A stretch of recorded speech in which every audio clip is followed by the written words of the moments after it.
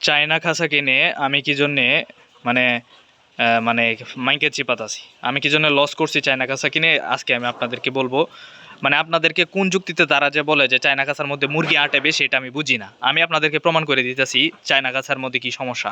এই ধরেন এই জায়গা থেকে এই জায়গা পর্যন্ত হচ্ছে 1 ইউনিট। 1 ইউনিটের মধ্যে খুব কয়টা আছে? এই যে একটা খুব, এটা হচ্ছে 2টা খুব, দেখেন।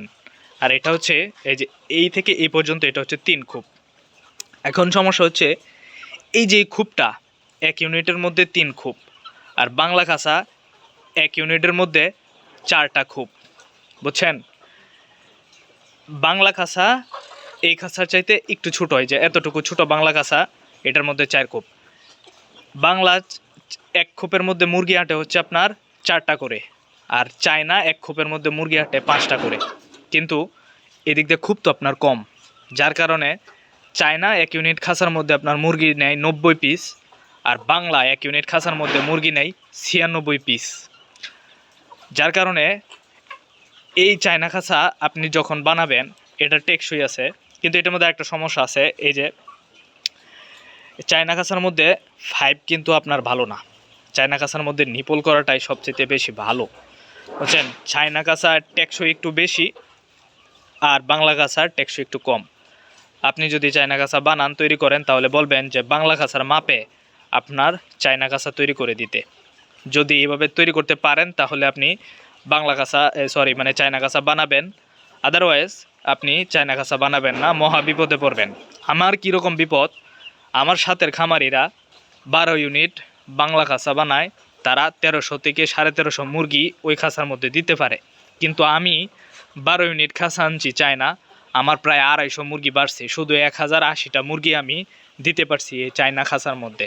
বাকি মুরগিগুলো আমি কোথায় রাখছি আপনাদেরকে দেখাইতেছি।